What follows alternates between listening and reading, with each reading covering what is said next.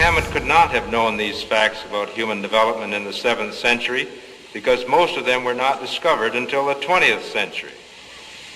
This is a leech, and this is the human embryo, about 23 days. I think you have to agree that the similarity between these structures is amazing.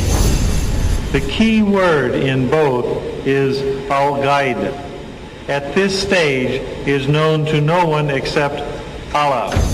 The rapid growth and dramatic changes which occur after the bones have been clothed by muscles have been mentioned in the Holy Quran 1400 years ago. Surah 79, Ayah 32 states, also in the context of creation, and the mountains hath he firmly fixed. Similar mention of mountains is found in several other surahs. It is permissible to interpret this to imply that mountains are rooted and that modern geophysics has established deep crustal roots for the axial parts of mountain systems at converging plate boundaries. We need research into the history of early Middle Eastern oral traditions to know whether, in fact, such historical events have been reported. If there is no such record, it strengthens the belief that God transmitted through Muhammad bits of his knowledge that we have only discovered for ourselves in recent times. وَمَنْ أَحْسَنُ قَوْلًا مِّمَّنْ دَعَا إِلَى اللَّهِ.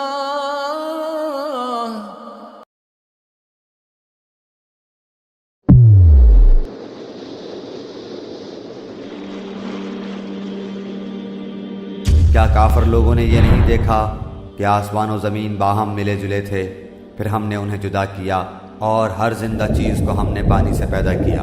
کیا یہ لوگ پھر بھی ایمان نہیں لاتے؟ آپ کہہ دیجئے کہ کیا تم اس اللہ کا انکار کرتے ہو اور تم اس کے شریک مقرر کرتے ہو جس نے 2 دن میں زمین پیدا کر دی، اور اس نے زمین میں اس کے اوپر سے پہاڑ گاڑ دیے اور اس میں برکت رکھ دی، اور اس میں رہنے والوں کی غذاؤں کی تجویز بھی اسی میں کر دی، صرف 4 دن میں ضرورت مندوں کے لیے یکساں طور پر۔ اور ہم نے آسمان دنیا کو چراغوں سے زینت دی اور نگہبانی کی، یہ تدبیر اللہ غالب و دانا کی ہے، اور سورج کے لیے جو مقررہ راہ ہے وہ اسی پر چلتا رہتا ہے، یہ ہے مقرر کردہ غالب بعلم اللہ تعالیٰ کا۔ اور چاند کی ہم نے منزلیں مقرر کر رکھی ہیں یہاں تک کہ وہ لوٹ کر پرانی ٹہنی کی طرح ہو جاتا ہے، نہ آفتاب کی یہ مجال ہے کہ چاند کو پکڑے اور نہ رات دن پر آگے بڑھ جانے والی ہے۔ بابرکت ہے وہ جس نے آسمان میں برج بنائے اور اس میں آفتاب بنایا اور منور مہتاب بھی، اور اسی نے رات اور دن کو ایک دوسرے کے پیچھے آنے جانے والا بنایا، اس شخص کی نصیحت کے لیے جو نصیحت حاصل کرنے یا شکر گزاری کرنے کا ارادہ رکھتا ہو۔ آسمان کو محفوظ چھت بھی ہم نے ہی بنایا ہے، لیکن لوگ اس کی قدرت کے نمونوں پر دھیان ہی نہیں دھرتے۔ اللہ تعالیٰ ہی دن اور رات کو رد و بدل کرتا رہتا ہے، آنکھوں والوں کے لیے تو اس میں یقیناً بڑی بڑی عبرتیں ہیں۔ تمام کے تمام چلنے پھرنے والے جانداروں کو اللہ تعالیٰ ہی نے پانی سے پیدا کیا ہے، ان میں سے بعض تو اپنے پیٹ کے بل چلتے ہیں، بعض 2 پاؤں پر چلتے ہیں، بعض 4 پاؤں پر چلتے ہیں۔ اللہ تعالیٰ جو چاہتا ہے پیدا کرتا ہے، بے شک اللہ تعالیٰ ہر چیز پر قادر ہے۔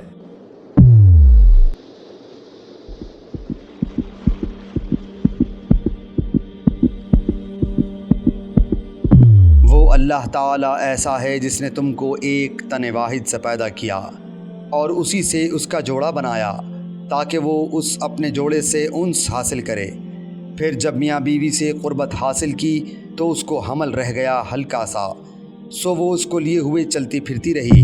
اور جب تیرے پروردگار نے فرشتوں سے فرمایا کہ میں ایک انسان کو کالی اور سڑی ہوئی کھنکھناتی مٹی سے پیدا کرنے والا ہوں، تو جب میں اسے پورا بنا چکوں اور اس میں اپنی روح پھونک دوں تو تم سب اس کے لیے سجدے میں گر پڑنا۔ لوگو، اللہ تعالیٰ نے تمہیں مٹی سے پھر نطفے سے پیدا کیا ہے، پھر تمہیں جوڑے جوڑے مرد عورت بنا دیا ہے، عورتوں کا حاملہ ہونا اور بچوں کا تولد ہونا سب اس کے علم سے ہی ہے۔ یقیناً ہم نے انسان کو مٹی کے جوہر سے پیدا کیا، پھر اسے نطفہ بنا کر محفوظ جگہ میں قرار دے دیا، پھر نطفے کو ہم نے جمع ہوا خون بنا دیا، پھر اس خون کے لوتھڑے کو گوشت کا ٹکڑا کر دیا، پھر گوشت کے ٹکڑے کو ہڈیاں بنا دیں، پھر ہڈیوں کو ہم نے گوشت پہنا دیا، پھر دوسری بناوٹ میں اس کو پیدا کر دیا۔ برکتوں والا ہے وہ اللہ جو سب سے بہترین پیدا کرنے والا ہے۔ انسان کو دیکھنا چاہیے کہ وہ کس چیز سے پیدا کیا گیا ہے۔ وہ ایک اچھلتے پانی سے پیدا کیا گیا ہے جو پیٹھ اور سینے کے درمیان سے نکلتا ہے۔ وہ اللہ ہے جس نے تمہارے لیے کان اور آنکھیں اور دل پیدا کیے، مگر تم بہت ہی کم شکر کرتے ہو۔ کیا انسان یہ سمجھتا ہے کہ اسے بیکار چھوڑ دیا جائے گا؟ کیا وہ ایک گاڑھے پانی کا قطرہ نہ تھا جو ٹپکایا گیا تھا، پھر وہ لہو کا لوتھڑا ہو گیا، پھر اللہ نے اسے پیدا کیا اور درست بنا دیا، پھر اس سے جوڑے یعنی نر و مادہ بنائے۔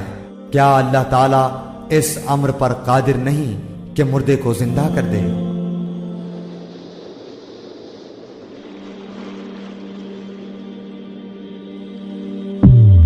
وہ پاک ذات ہے جس نے ہر چیز کے جوڑے پیدا کیے، خواہ وہ زمین کی اگائی ہوئی چیزیں ہوں، خواہ خود ان کے نفوس ہوں، خواہ وہ چیزیں ہوں جنہیں یہ جانتے بھی نہیں۔ وہ آسمانوں اور زمین کا پیدا کرنے والا ہے۔ اس نے تمہارے لیے تمہارے جنس کے جوڑے بنا دیے ہیں اور چوپایوں کے جوڑے بنائے ہیں۔ تمہیں وہ اس میں پھیلا رہا ہے، اس جیسی کوئی چیز نہیں۔ وہ سننے اور دیکھنے والا ہے۔ آسمانوں اور زمین کی کنجیاں اسی کی ہیں، جس کو چاہے روزی کشادہ کر دے اور تنگ کر دے۔ یقیناً وہ ہر چیز کو جاننے والا ہے۔ ان دونوں جنتوں میں ہر قسم کے میووں کی 2 قسمیں ہوں گی، پھر تم اپنے رب کی کس کس نعمت کو جھٹلاؤ گے؟ اسی نے زمین پھیلا کر بچھا دی ہے اور اس میں پہاڑ اور نہریں پیدا کر دی ہیں، اور اس میں ہر قسم کے پھلوں کے جوڑے دوہرے دوہرے پیدا کر دیے ہیں۔ وہ رات کو دن سے چھپا دیتا ہے۔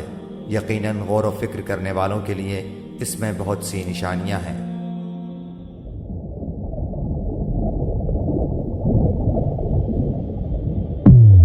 اللہ تعالیٰ ہوائیں چلاتا ہے، وہ ابر کو اٹھاتی ہیں، پھر اللہ تعالیٰ اپنی منشا کے مطابق اسے آسمان میں پھیلا دیتا ہے اور اس کے ٹکڑے ٹکڑے کر دیتا ہے۔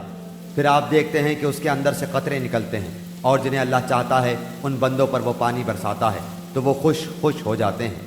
جس نے تمہارے لیے زمین کو فرش اور آسمان کو چھت بنایا، اور آسمان سے پانی اتار کر اس سے پھل پیدا کر کے تمہیں روزی دی۔ خبردار، باوجود جاننے کے اللہ کے شریک مقرر نہ کرو۔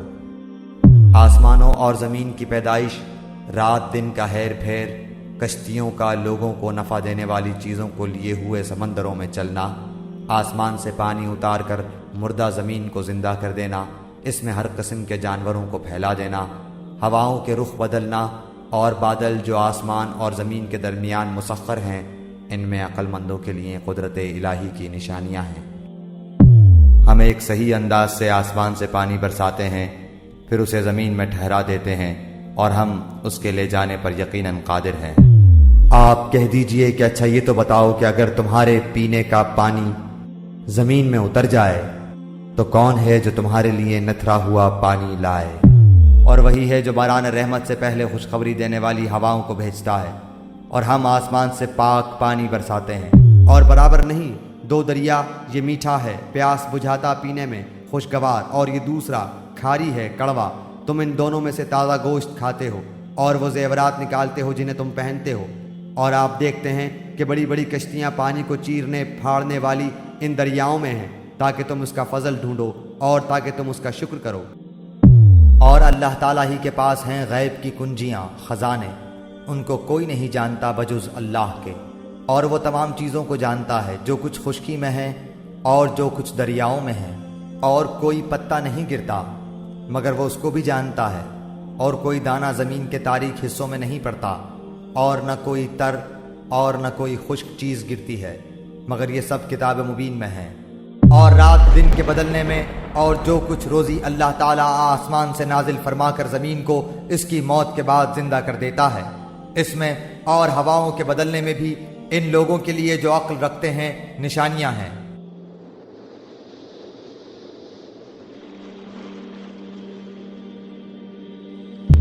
تمام تعریفیں اللہ ہی کے لائق ہیں، جس نے آسمانوں کو اور زمین کو پیدا کیا اور تاریکیوں اور نور کو بنایا۔ پھر بھی کافر لوگ غیر اللہ کو اپنے رب کے برابر قرار دیتے ہیں۔ یقیناً ہم نے آسمان میں برج بنائے ہیں اور دیکھنے والوں کے لیے اسے سجا دیا گیا ہے۔ نہایت اچھی تدبیر سے اس نے آسمانوں اور زمین کو بنایا، وہ رات کو دن پر اور دن کو رات پر لپیٹ دیتا ہے، اور اس نے سورج چاند کو کام پر لگا رکھا ہے، ہر ایک مقررہ مدت تک چل رہا ہے۔ یقین مانو کہ وہی زبردست اور گناہوں کا بخشنے والا ہے۔ پس میں قسم کھاتا ہوں ستاروں کے گرنے کی، اور اگر تمہیں علم ہو تو یہ بہت بڑی قسم ہے کہ بے شک یہ قرآن بہت بڑی عزت والا ہے، جو ایک محفوظ کتاب میں درج ہے، جسے صرف پاک لوگ ہی چھو سکتے ہیں۔ یہ رب العالمین کی طرف سے اترا ہوا ہے۔